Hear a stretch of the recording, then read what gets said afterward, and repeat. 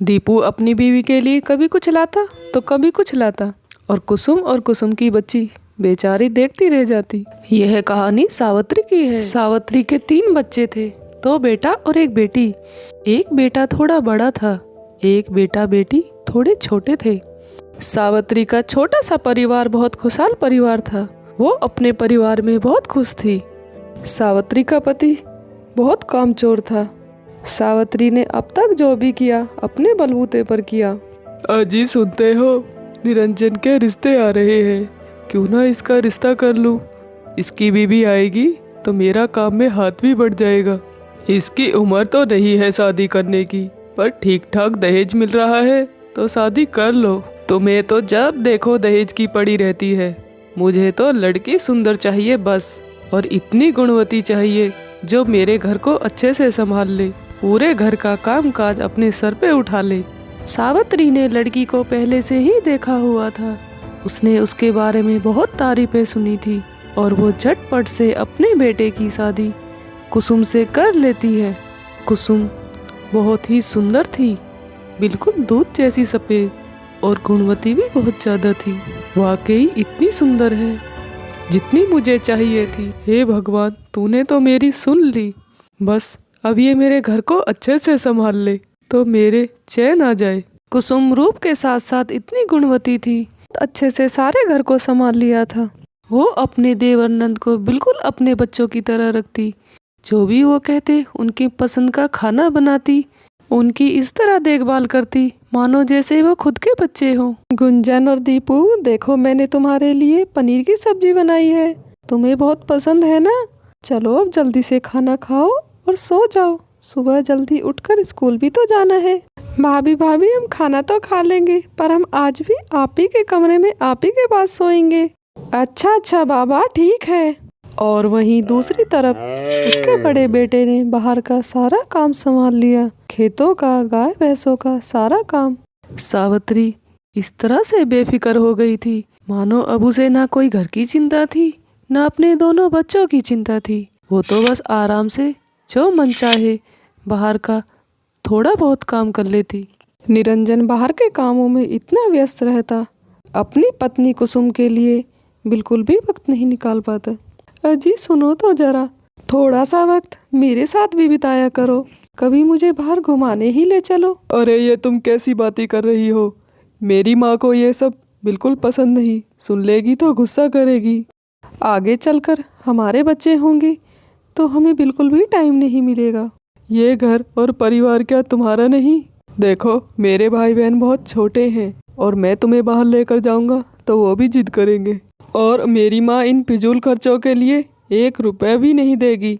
चुपचाप घर में रहो और खुश रहो। कुसुम निरंजन का ऐसा बर्ताव देखकर बहुत मायूस और उदास हो जाती है और सोचती है मैंने कोई गलती कर दी, आज के बाद कभी ऐसा नहीं कहूँगी। कुसुम ने ठान लिया था जैसा भी है मेरा परिवार है और मुझे हर हाल में इसे खुश रखना है, और वो उसी में खुश रहने लगी। कुसुम पूरा दिन घर का काम करती और सबकी खूब सेवा करती और किसी से उपतक भी ना करती। सब कुछ ठीक ही चल रहा था कि ससुर ने दारू पीना शुरू कर दिया।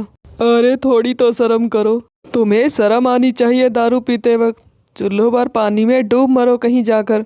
तुम्हारे घर में 2 बच्चे कुंवारे हैं अभी, और तुम हो के दारू पे लग गए हो। जितना भी खेत और गाय के दूध बेचकर पैसे आते हैं सबकी तुम दारू पी जाते हो।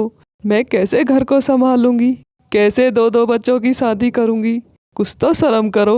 अरे निरंजन की माँ, चिंता क्यों करती हो, सब हो जाएगा। 1 बीघा जमीन बेच देना और 2 बच्चों की शादी कर देना। मैं अब बहुत कमा चुका, मुझे भी तो अपनी जिंदगी में थोड़े मजे करने दो। आगे अब मेरी उम्र ही कितनी बची है। सावित्री ने अपने पति को बहुत समझाया, पर उसने सावित्री की एक न सुनी। वो दिन रात इसी तरह दारू की लत में बहुत ज्यादा पड़ गया। हे भगवान, मैं क्या करूं इस आदमी का, इसने तो मेरा जीवन नरक ही कर दिया। अब मैं कैसे अपने घर को संभालूंगी। माँ जी आप चिंता ना करें, कोई ना कोई हल जरूर निकल आएगा।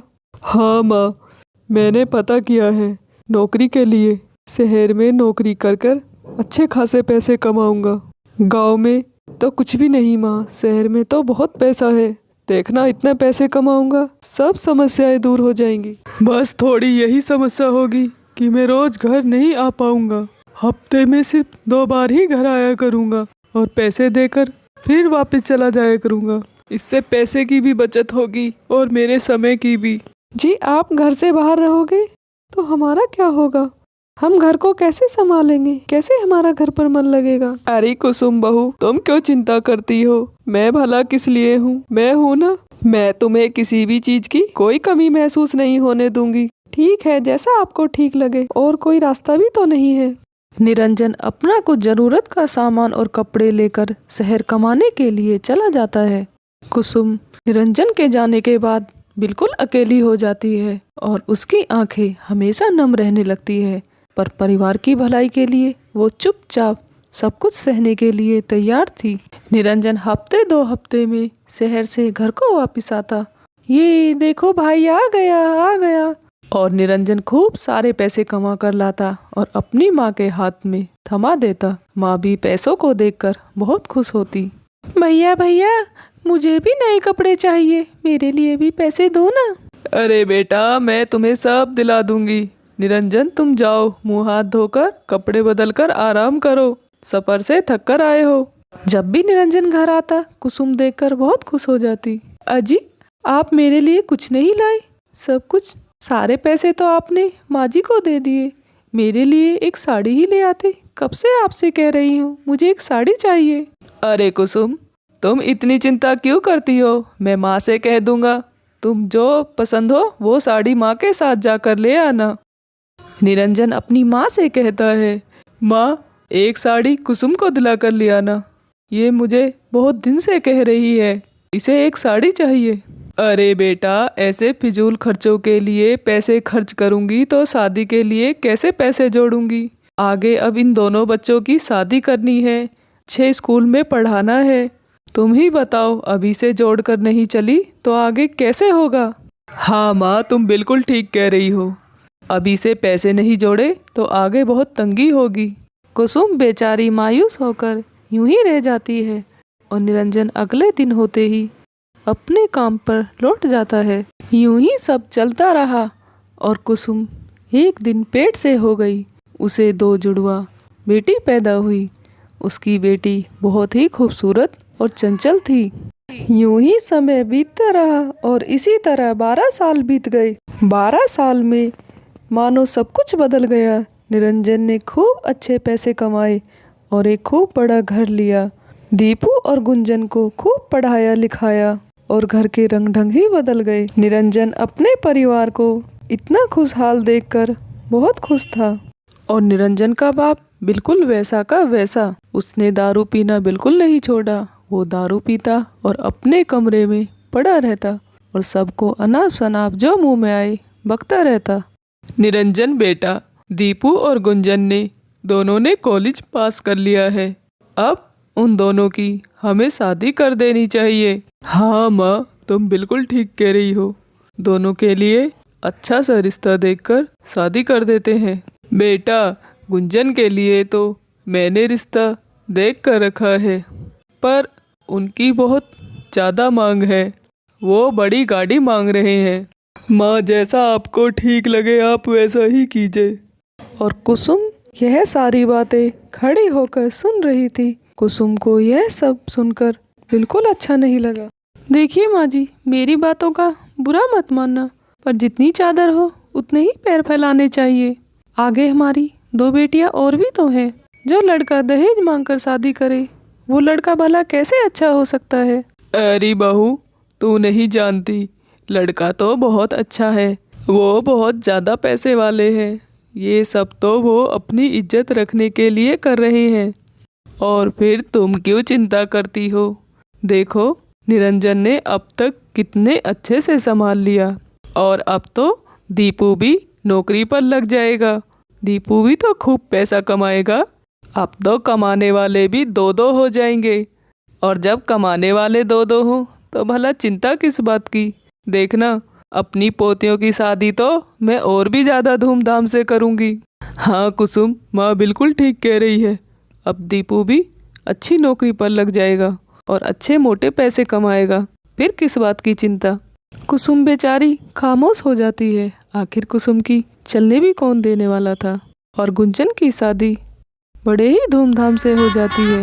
और कुछ दिनों बाद दीपू की भी शादी एक अच्छी सी लड़की ढूंढकर करा देते हैं। दीपू बहुत अच्छी नौकरी लग गया था। दीपू अच्छे खासे पैसे कमाने लगा था।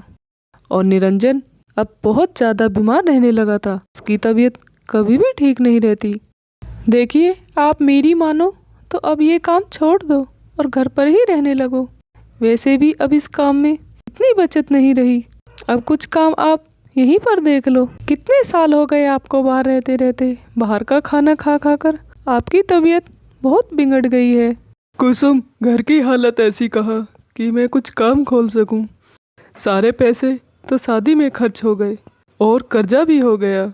अब तो मुझे बाहर काम करने की मजबूरी हो गई है।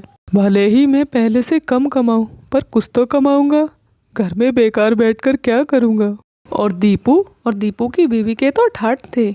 दीपू अपनी बीवी के लिए कभी कुछ लाता तो कभी कुछ लाता। और कुसुम की बच्ची बेचारी देखती रह जाती। माँ जी, ये सब घर में क्या हो रहा है। गुड्डी और मुन्नी के साथ ऐसे भेदभाव ना करे। मेरी तो कोई बात नहीं, कम से कम बच्चों को तो बराबर समझे। अरे कुसुम बेटा, भला मैं इसमें क्या कर सकती हूँ। दीपू अच्छा खासा कमाता है। वो अपनी बीवी पर खूब पैसे उड़ाता है। मैं भला उसे कैसे रोक सकती हूँ। माँ जी, जब ये कमाते थे तो आप एक एक रुपए का हिसाब रखती थी, तो अब क्यों नहीं। हाँ, तुम तो यही चाहोगी ना कि मैं दीपू की बहू के साथ झगड़ा करूँ। तुम जलती जो हो। नहीं माँ जी, ऐसी कोई बात नहीं। आप मुझे गलत समझ रही है। घर में इतने फालतू खर्चे करोगे तो घर कैसे चलेगा, कैसे कर्जा उतरेगा। और अभी गुड्डी और मुन्नी की भी तो शादी करनी है। पढ़ाई लिखाई में भी तो पैसा लगाना है। अरे तो मैं क्या करूं। निरंजन से कहे अपने बच्चों के लिए खुद खर्चा करा करे। क्या हुआ माँ जी, दीदी किस लिए कह रही हैं। अरे बेटा कुछ नहीं। आखिर निरंजन कमाता ही क्या है। बच्चों की पढ़ाई की भी पूर्ति नहीं पड़ती, और ये है कि इसे सब कुछ चाहिए। कुसुम ये सब बातें सुनकर दंग रह गई। हे भगवान, कैसा जमाना आ गया है। माँ जी तो बिल्कुल बदल गई। अपना मतलब निकल गया तो सब भूल गई। अपने ही बेटे को मूर्ख बनाया और गधा बनाकर खूब पैसा कमवाया। कुसुम यही सारी बातें निरंजन को समझाती है, पर निरंजन है कि मानने को तैयार ही नहीं था। उसे अपनी माँ और भाई से बहुत ज़्यादा प्यार था। कुसुम, ये तुम कैसी बातें कर रही हो। आज के बाद मुझसे कभी ऐसी बातें मत करना। देखिए, जो हो गया सो हो गया। कम से कम अब तो कुछ पैसा जोड़ लो। यहीं पर कोई काम देख लो। हम कम में ही गुजारा कर लेंगे और थोड़ा थोड़ा कर कर अपनी बच्चियों के लिए भी जोड़ लेंगे। कुसुम, मैं जैसे आज तक माँ को पैसे देते आया हूँ, आज भी माँ को ही दूंगा। चाहे भले मैं कम कमाता हूँ, पर जो करेगी मेरी माँ ही करेगी। कुसुम बेचारी बहुत परेशान थी। आखिर उसकी कोई नहीं सुनता था। दीपू की पत्नी नीलू बड़े ही आराम से सोती रहती। कुसुम सारा दिन घर काम में लगी रहती। भाभी, मेरा टिफिन पैक कर दो, मुझे ऑफिस के लिए लेट हो रहा है। तुम रोज लेट कर देती हो। माँ जी, आज तो कुछ चटपटा सा खाने का मन हो रहा है। नीलू बहू, तुम चिंता मत करो। मैंने तुम्हारी पसंद का गाजर का हलवा, पनीर की सब्जी और पूरी बनवाई है। और कुसुम बेचारी उनकी फरमाइशें पूरी करती रहती। और चारा भी क्या था। अरे कुसुम बहू, ये भला तुमने कैसा खाना बनाया है। बिल्कुल भी मिर्ची नहीं डाली, और गाजर के हलवे में तो ड्राई फ्रूट ही नहीं डाले। हाँ जेठानी जी, सारा मूड ही खराब हो गया। मैंने सोचा था अच्छा खाऊंगी तो मूड थोड़ा अच्छा हो जाएगा। कुसुम बेचारी चुप रहकर सब कुछ सहती।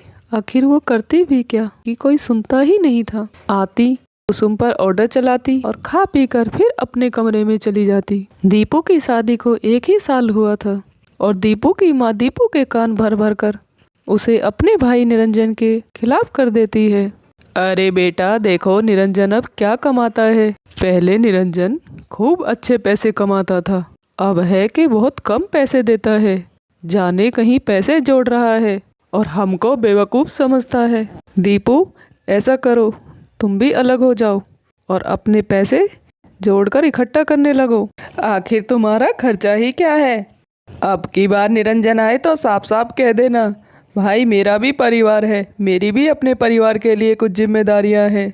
माँ आप बिल्कुल ठीक कह रही हैं, आखिर मेरा खर्चा ही क्या है, मैं तो अच्छा भला कमाता हूँ, फिर मैं क्यों परेशानी झेलूं। कुसुम सीढ़ियों से होकर किचन में जा रही होती है। वो सारी बातें सुन लेती है। हे भगवान, अब क्या होगा। देखो भाई निरंजन, अब मैं तुम्हारे साथ नहीं रह सकता, आखिर मेरा भी परिवार है, मेरे परिवार के लिए मेरी भी कुछ जिम्मेदारियां हैं, मेरी पत्नी के भी बहुत सपने हैं और मेरे भी, मुझे उनको पूरा करना है। भाई तुम तो कुछ कमाते हो नहीं, मैं अपनी कमाई क्यों फालतू में खर्च करूं। अरे दीपू, ये क्या हुआ, ये तुम कैसी बातें कर रहे हो, ये तुम्हारे मन में ऐसी बातें आई भी कैसे। मेरा तेरा हम दोनों भाइयों में कब से होने लगा, मैंने क्या कभी तुमसे कुछ कहा है। बस भाई बहुत हो गया, अब मैं और नहीं झेल सकता, मैं जा रहा हूँ अपनी पत्नी को लेकर। दीपू मेरे भाई, मैं तुम्हारे हाथ जोड़ता हूँ, रुक जाओ, ऐसा मत करो, आखिर मेरे बच्चों का क्या होगा, मेरे पास तो एक फूटी कौड़ी भी नहीं है। दीपू उसकी एक नहीं सुनता और चला जाता है। कुसुम तुम बिल्कुल ठीक कहती थी, मुझे अभी कुछ पैसे जोड़ कर रखने चाहिए थे, आज मेरे बुरे वक्त में काम आ जाते। कोई बात नहीं जी, जो हो गया सो हो गया, हम कम खा लेंगे, जितना होगा उसी में गुजारा कर लेंगे, कुछ ना कुछ रास्ता जरूर निकल आएगा।